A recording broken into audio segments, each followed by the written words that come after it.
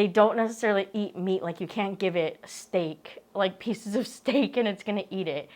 When we say carnivorous, it means that they eat, well, they actually eat like bugs. Carnivores. So bugs. Bugs is meat, right? Is it? You can't. Yeah, I don't know actually. Well, they don't eat like human or. So these plants are not vegetarian. They're not vegetarian. Wow. They're not. They eat flies.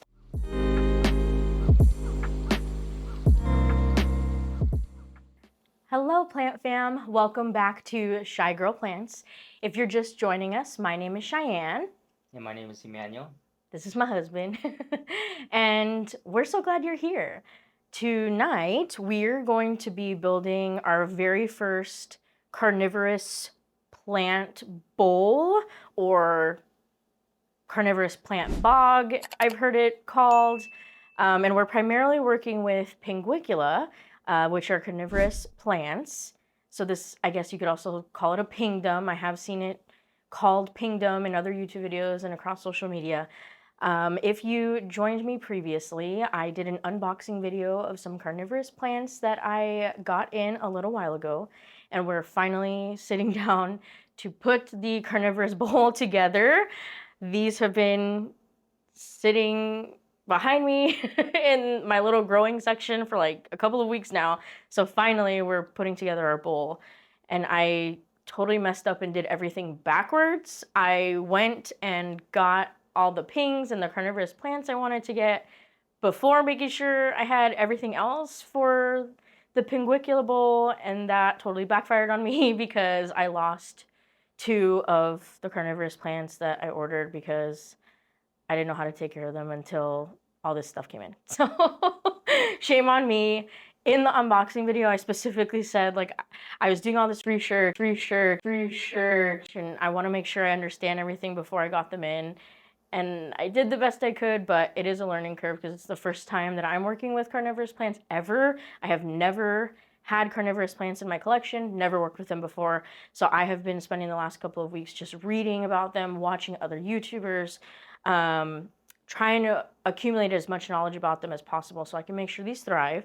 So I'm really sad that I lost 2 of them, but it's okay. That's a normal process as a plant parent. A lot of it is trial and error, and that's how we learn and that's how we grow. So we're here. So, where do we even start? We're just gonna take you along with us as we build this carnivorous plant bowl, and along the way, I'll share with you some things that I've learned from different carnivorous plant YouTubers and different carnivorous plant shops and their tips and tricks that they've shared on their website. And we're gonna put this together. Honestly, I'm gonna let my husband put most of this together because even though he doesn't want to admit it, he's crazy talented at putting together like plant arrangements, which yeah, you are. No. We volunteer for a animal shelter called New Beginnings for Animals, and we have a Mother's Day fundraiser coming up. And what we've done is we get succulent cuttings and different pots, colorful pots and things donated to us, and then we put succulent arrangements together to sell at the fundraiser for Mother's Day. And so we got to volunteer and help arrange some of those succulent arrangements recently, and I had a hard time doing it. Like I'm not good at arranging succulents or plants or flower arrangements maybe. It's just not something that I've ever really done. So I was like struggling so hard. And then I look over at you and he's got all of these beautifully arranged succulent arrangements, and I was just like floored. Like, when were you gonna tell me about this hidden talent that you created you can create all these beautiful succulent arrangements? I think you just have an eye for art, like for like putting together. I don't know. I was just putting random things in there, dude. I was just trying to fill in the spaces. Well, it looked really good. So you're gonna take the lead on arranging because I think you have the eye for it. Just tell me what to do. Okay. So you're gonna arrange, and I'm gonna tell you all the science behind it and the logistics, right. And we're gonna teamwork into this. So I think the rundown of the plan that we're gonna do is we're gonna have a base of pon. So this mix I actually put together myself. It's got big chunky pieces of pumice, lava rock, and zeolites. I think we're gonna use this as the base of the bowl so that we can always have a layer that will fill with water so that it kind of always has a water reservoir in the bottom. And then we will use pinguicula soil and pumice rock, which are all gonna wick up water from the bottom so that the carnivorous plants always have access to water to their root systems, if that makes sense. So what I've learned about pinguiculas and carnivorous plants in general is they don't wanna be sitting in water, like they're not aquatic plants, but like they want well-draining soil, but they do wanna have access to water at all times. And so the way that plant roots work is the roots will suck up moisture, right, from their environment. Yeah. So if we have pon or this porous mix, pon is a porous mix, so it's gonna retain the water and it's gonna suck it up too, right? It's gonna retain the moisture and then wick it up. Then we're gonna have the pinguicula soil so that they have a growing medium that they prefer, which pinguicula prefer low nutrient soil. So unlike my normal houseplants that you would use a fertilizer or you would have mixtures in your substrate like worm castings or something to give them nutrients, pinguiculas and carnivorous plants do not want any sort of nutrient or minerals in their substrate or in the water that you use to water them, which is why we're using distilled water only in the watering can. And to water any carnivorous plants, it should be distilled water only. That's what I've learned. So we are going to use pon so that it wicks it up to the soil. We have some pumice stones, some big old pumice stones, and we're gonna pick which ones that we wanna use. And pumice stone is also, pumice stone, there's like little broken pieces of pumice in this mix. So same thing, it's gonna wick up the moisture and reallocate that to the pinguiculas.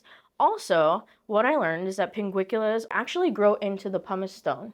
So the roots will attach to the pumice stone and then they'll wick water from the stone, which is super interesting. And I mean, of course, there's also like moss that plays a factor in that. And there's also like they could be on the floor and have dirt. So, but I thought that was really cool. And so what I've seen in other carnivorous bowls and pingdoms that have been built is the use of lava rock or pumice stone, not only to make it look really cool, but also because you can attach and have the pinguiculas establish themselves on the stone itself with the help of moss or some substrate. I think we'll probably put some substrate on it too so they can establish their root system, but that would be really cool. So we'll pick some to do that. Are these lava rocks or pumice stone? Those are pumice stone. So what we have is natural pumice stone, and I got it from a seller on Etsy that also has carnivorous plants as well. I will put the name of that Etsy shop here and link it down below, but they were fantastic, and I only ordered one big pumice stone, which is this one, but they actually sent us some extras. They sent us these too, which was so nice of them. And now I'm excited because not all of these are going to fit in here. So we get to build another one eventually, right? Originally, I had gotten some pumice stone from Amazon, but Amazon, y'all was sneaky with it because Stingy. I thought this was going to come out looking like that size. That's not that size. Do you see this? These tiny little pieces of pumice stone. Look at this. Look at these. What is this? What is this? No, but it's still good because I do have another bowl that I found that I would love to do another ping bowl with. And the smaller pumice stone would be perfect for it because it is a smaller bowl. So anyway, that's all the stuff that I've learned. And I don't know, I'll spit facts as we keep going. But let's get this started. And as we put the ping bowl together, I'll tell you which pinguiculas or which carnivorous plants we're working with, because it's new to me. And like when I look at pings, I have no idea what they are. I have to look at the label. Like I can look at my plants in my house right now, my tropical house plants, and be like, yes, that's an anthurium, that's a monstera, that's an albo, you know what I mean? But I can't do that yet with carnivorous plants. Like, how can you tell the difference? Does that mean they eat meat? Oh, yeah. I didn't even talk about that. Yes. So all of these plants that we're going to be working with today are carnivorous, meaning they eat bugs and small insects. There are even some big carnivorous plants like pitcher plants, Venus flytraps. Honestly, pitcher plants get really big, and pitcher plants have actually been known to eat like mice have found their way in the pitcher plant. Yeah. And they got eaten. So pinguiculas in particular, they have, I think they're called sessile glands on their leaves that produce a acidic enzyme or a liquid that breaks down prey that it catches. So little insects and bugs. Is it sticky? It is sticky. And then on top of that, the leaves also have these little hairs that help to, like sticky hairs that trap the bugs in them. And so then those glands will produce the liquid that is acidic and breaks down all that stuff and then turns it into liquid food, essentially. Yeah. So I'm excited to put this together and then keep this in our window so that if there are little bugs floating around, they get eaten by these. Yeah. Pretty cool, right? So the first thing we're gonna do is we're gonna lay a base of our homemade pond, which I think I can handle.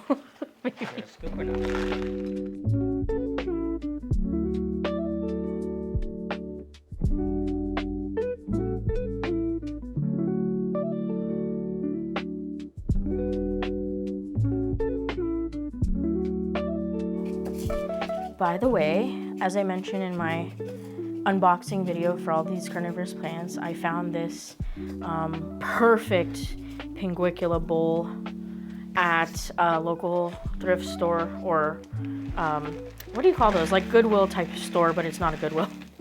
It's called Mercy Warehouse, but it's local to us. And I went hunting for some cool vases and stuff and ended up leaving with $20 worth of plant jars. They were all like $2 each, so that was fun. Yeah, and what a great place to go and find stuff for your plants. Like this bowl was only $3. Like seriously?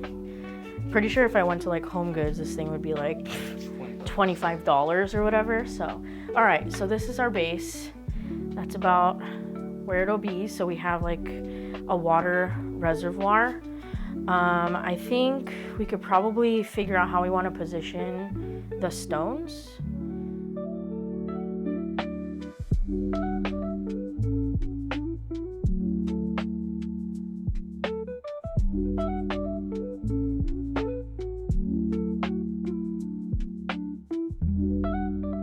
So we have our layers down and we have our pride rock in there now. Cool. Do you want to put another rock in there? Let's see. On this side, maybe? Oh, this one's more porous.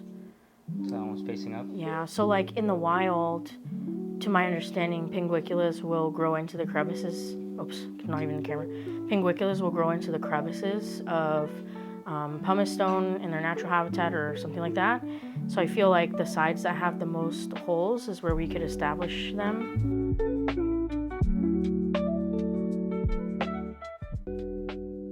So the next thing we'll do, I guess, is add in our pinguicula soil. This is what we're working with here. Really pretty soil. What's in it? So I got this from Carnivorous Plants Hub, another carnivorous YouTuber, and he has a shop where he sells his carnivorous plant substrates. So this one is specifically for pinguiculas, and it includes peat, pumice, and crushed glass, which is that really pretty Glass? Crushed glass pieces. Cut yourself? No. They're like more like pieces of sand. Like you see all the shiny?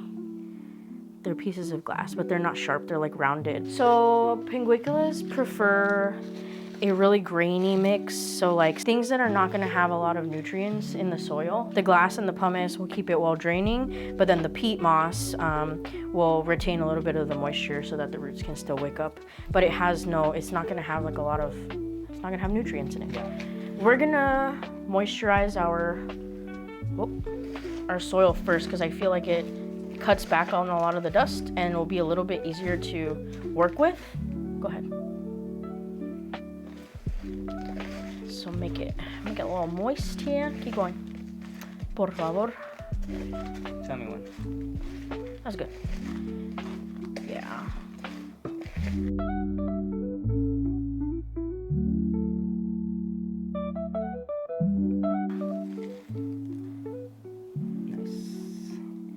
Wow, Carnivorous Plant Hub, your soil is so beautiful with that crushed glass. It seriously makes a difference. Like, it actually looks pleasing to the eye, and I'm proud to like showcase this when people come up.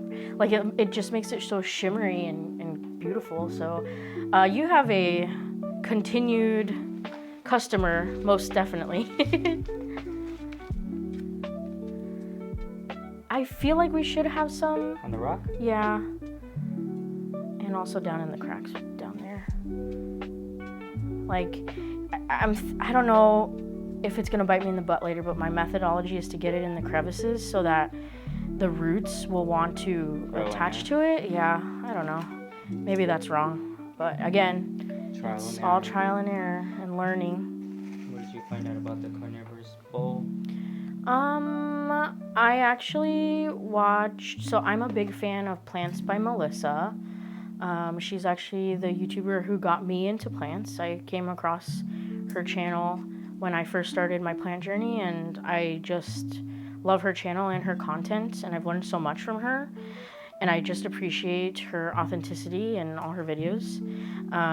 But she recently put together a carnivorous plant bog, and recently got into carnivorous plants too, and that sparked my attention at first. Then I started like looking into like social media to see if other people were into this too, and they were, and it was super interesting, and so many beautiful builds, you know, like so many, it's so versatile, like everyone, you know, builds differently, and it's really a work of art, and so I just really wanted to create one too. And it took a while to get to this and actually pull the trigger on it and get all this stuff together, and now we're finally doing it, so that's really exciting. Nice. Yeah. And I get to do it with you, baby. There you go. I'm actually like really loving this right now. It looks awesome. Yeah. All right, everyone, this is what we're working with so far. I think this is gonna be like really cool. I'm excited. All right, I'm gonna be honest with y'all. We took a little break to let the camera cool down, and I mindlessly like kept messing with this and figured out a way to put the third pumice stone in here. So that's why there's a big gaping hole here, because my husband was like, "Wait, are you not gonna film it?" And I was like, "Oh right, I forgot." So I was messing around with it, and I actually kind of like the way it looks with the third pumice stone in here. How did I put it? Was it like this? I think so, and then you covered it with dirt. Like that?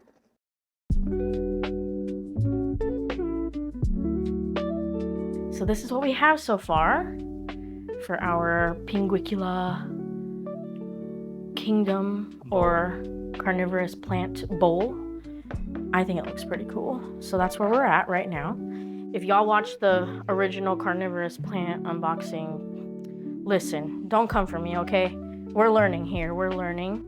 So the first one we have, I have to read the tags because I don't know them by heart. So this one here is a Laviana X Huahuapan Red.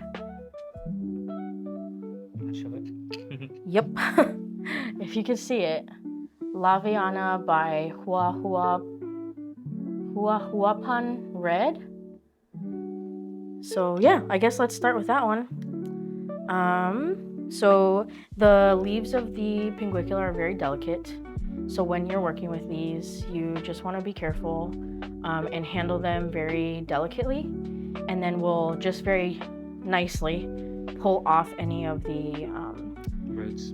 Not the roots, the moss that it's established in. Here, let me use this little bowl just so I don't drop moss everywhere. Okay, so I'm just gonna gently. Ooh, she's in there. I know. Let's Just get take the it out whole with everything, thing. Yeah. Take everything out first and then. Oh, all right. That's one way to do it. From the bottom. There you Okay, go. cool. So what I saw is you just delicately flip it over in the palm of your hand. We're gonna try to get all this off. I didn't think this through when I ordered them. And then there was a space of time that I hadn't found the bowl yet. I hadn't gotten the right substrate for it because I typically make my own substrates at home, but I've never worked with carnivorous plants before, and I know they have a different requirement for their soil. And so I didn't feel comfortable putting it together myself starting out. So that's why I ordered it from Carnivorous Plant Hub, which I'm so glad that I did. And I'm definitely going to be ordering more. So in any case, when these came in, I just plopped them in moss to hold them over until I built this bowl. And, you know, like their roots have rooted in the moss, which is great. But taking moss off of really delicate roots is difficult, and I don't want to damage this plant. So what I'm doing right now is taking off the dead leaves, always from the bottom. You never want to take off healthy leaves from the top. And you can actually propagate Pinguicula by their leaves. So if you were to propagate this, like you could take a bottom leaf and start it off in a damp paper towel in like a controlled humidity dome, basically. And they will sprout new plants from the leaf. So they're very easy to propagate. Just like succulents, right? Yeah, totally. Succulents too, which I'm also not familiar with working with. Okay, so let me move this out of the way. Here you go, my love. You are the master, and I am going to work on taking the rest of these guys off of their moss bottoms. So while my husband does his work in putting together this bowl, I will walk you through the other pinguiculas and carnivorous plants that we have. So this next one that I have, this one is called a Wesser by Agnata El Lobo. I love that. It has a little purple color on the edges of the leaves. And Pinguicula actually do have color to them. So if they don't get a lot of light, they'll typically be green. But then the more light that they get, the higher light they get, the more color comes in on their leaves. So there are some that are vibrant pinks and purples. There are some that are like bronze colored and, you know, a mix of different fun colors. So I will definitely try to give these really high light and see what color we get from them. So that'll be pretty cool. Okay, so that one was Wesser by Agnata El Lobo. That's great, baby. Okay, sorry, I'm talking too much and I'm not doing my job. Look at that, guys. I'm telling you, my husband, he's a wizard at this stuff. Oh, this one came out really easily. So this is the El Lobo. El Lobo? Yeah, it's called Wesser by Agnata El Lobo. So we'll call that one the wolf. That's right, I like that. Okay, then this next one that we have, this is a Gigantea by Cyclosecta. And this one's got some buggies in it already. And this one, oh no! And this one, oh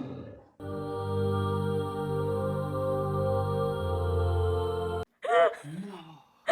What happened? It fell out! It survived. Don't worry, guys. It survived. I forgot that I took this one out earlier already. Dude, what the heck? Every time we make a video, dude, I'm always dropping stuff, having heart attacks. So far, the 2 videos I posted to YouTube, in both those videos, I had a moment of my life flashing before my eyes, and now it has just happened again. I'm so sorry. Just set them on top, huh? Yes, yeah, basically. Like you can put some substrate under it. Yeah, but let me see. And I think like if we're putting it directly on the rock, there definitely has to be like a crevice for it to grow into. Right. But this one looks pretty good. Like that looks secure. I think this one will be okay too. And if we notice as time goes on that it's not doing well, then we'll move it, you know? Okay. So yeah, I think that's okay. Just gonna put a little more just in case. Up here. then I have a mister, so at the end we'll just wash off their leaves to get the excess like dirt and stuff. But pinguicula leaves do not want to have Dirt. water. Oh. Like they don't want to have stagnant water or be sprayed down all the time. Why But not? just little splashes of water is fine because they're so delicate that having them moist and stuff like that, like having stagnant water on their leaves will produce like rot in them really easily. They're very delicate, so we can definitely like, spray it down when we're done and mist them. But yeah. Okay, so the next one was the Gigantea bicyclosecta. That's one I dropped. Yeah, but it's totally fine. It survived, guys. Chill out, chill out.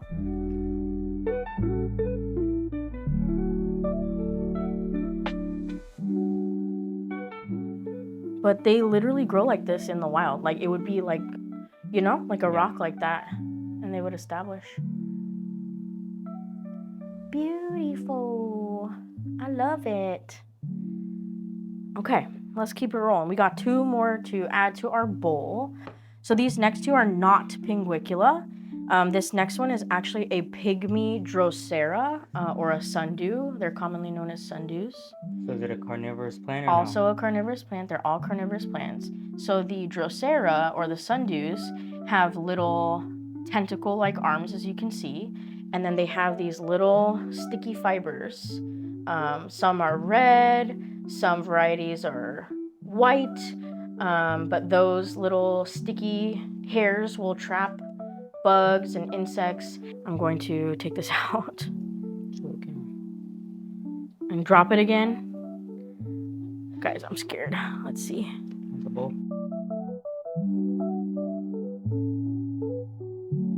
So here's our little pygmy sundew.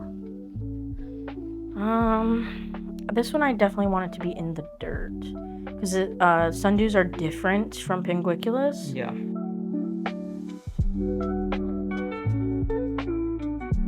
There it is. We'll see how that one does. Technically, sundews have different growing conditions, but I did see other people's grow, have their sundews in the same bowl, so that should be interesting. And then this last one that we have is another carnivorous plant called a livida, or a livida maybe. And so this bottom part here, all the little green, is the carnivorous part of the plant. And it has the sticky fibers and produces the enzyme, and then it also flowers. So that brings me to another fun fact that I learned about carnivorous plants is that these sundews and also the pinguiculas, they actually flower. They produce beautiful flowers actually, and their flowers grow tall like this. So you see how these flowers are taller than the part where the carnivorous plant would eat. Yeah. And the reason that it does that is so that in the wild, carnivorous plants are pollinated by bees, by hummingbirds actually. I think pinguiculas are commonly pollinated by hummingbirds because hummingbirds will drink the nectar from the flower and pick up pollen and then take it to the next place.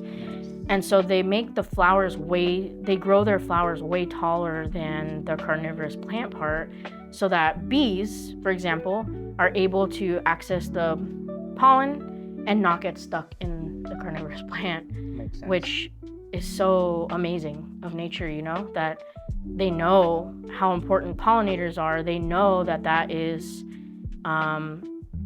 needed in order for them to reproduce and thrive. Like the fact that, I don't know, if there's any believers out there, it's just a testament to the fact that there is a God, in my opinion. Like, how does things like this just happen? It doesn't, you know? But that's just my opinion. Where should we put this? Here? Let's see. Maybe we move the little pygmy over here and put this one here? Oh, yeah. Yeah? I think Okay. that'll work. You hold on to that.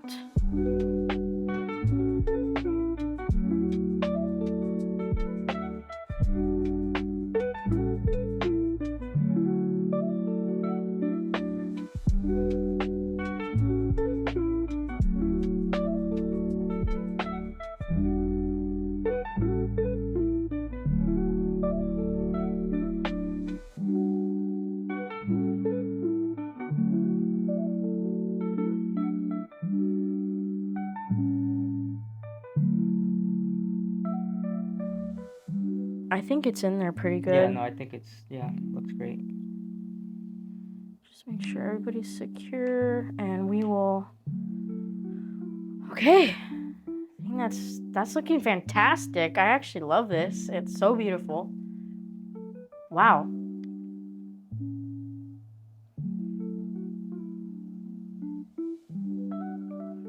So I think what we'll do is pour some water in. We're gonna add distilled water so that it goes into the reservoir part of this, so that there's always some water at the bottom. But I don't want to put it around because I feel like it'll wash away what's on the rocks. Yeah. So I feel like maybe just back here, and then I'll watch the water level from the bottom so that we can get that going, and then we'll fill the mister with distilled water. It's okay. You do it here. Let me hear my. Okay, perfect. You might have to go around the edge actually, because that won't reach like. On the edge? Yeah. Oh, it's like water. Yeah. We can always put dirt back, you know what I mean? So it's okay. Why are you shaking? I don't know. Oh. Wow. I got you. Here. Oh, there you go.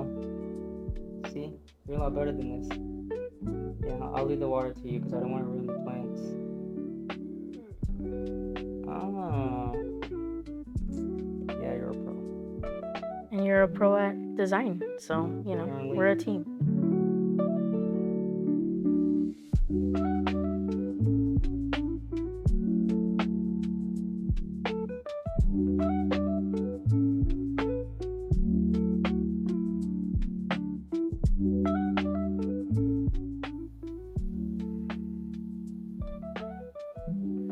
You chillin'? You read? Oh, my boy.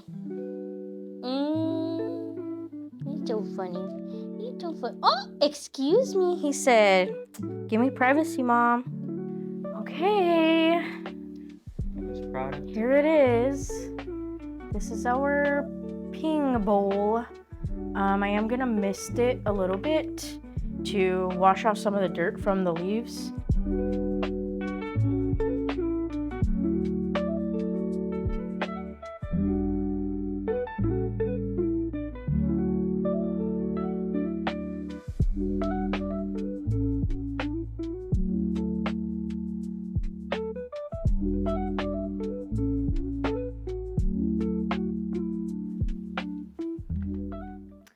What do you think, bud?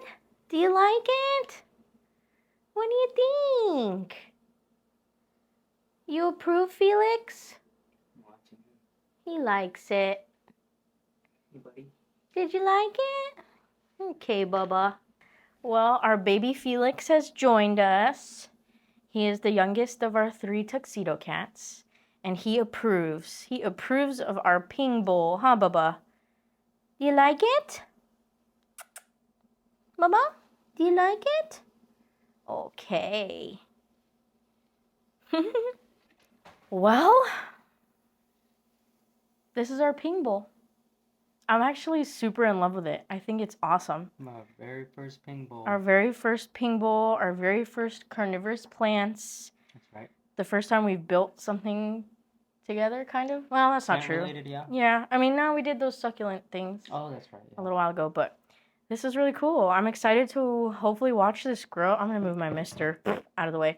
I'm super excited to watch this grow. I am a little bit nervous because I want them to like root well and get attached. Oh, yeah. I'm nervous if it'll take, you know what I mean? So we'll just have to keep an eye on it and make sure that the water level is still good on this. Let's see where it's at. Yeah, I think we could even put more water in there. See it? See the water level? I do. We'll just have to make sure it always has water. It's pretty moist right now, though. Like, all the soil is pretty moist. So I think we're just going to let this do its thing. Oh, my gosh. There we go. And I think I have a ping bug now, and I kind of want to order more. I definitely want to get into the bigger sundews, like the little pygmy sundew that we put in here. Yeah. Is like really small, but they actually have bigger sundews. So I do want to get some of those as well and maybe grow those individually because sundews have a little bit different requirements for growing. So I think it'd be cool to just have a little bit more carnivorous plants in our collection. And it's a new chapter of plant parenthood that we're getting into, and I'm excited, and I hope that you stick around for the updates and to see what happens with these and as we get into more carnivorous plants. But I think that about wraps it up for this video. Yeah. Any last thoughts? Any last thoughts? Thank you, family, friends who are supporting us and watching this video. And a lot of my family said that I need to talk more and need to ask more questions and all this stuff. You can just hold it. Oh yeah, nice. And yeah, I'm not much of a talker, but yeah, glad to be here with my wife and excited for this YouTube journey wherever it's gonna take us. And throughout the years, maybe I will be more of a talker on camera, because I am definitely not crowd professional as my wife, as she is an actress and definitely a drama queen. So that is. I'm just kidding. I'm kidding. But yeah, thank you guys for watching. Yeah. Thanks, everyone. Guess that's it. Little rosette, like they ping.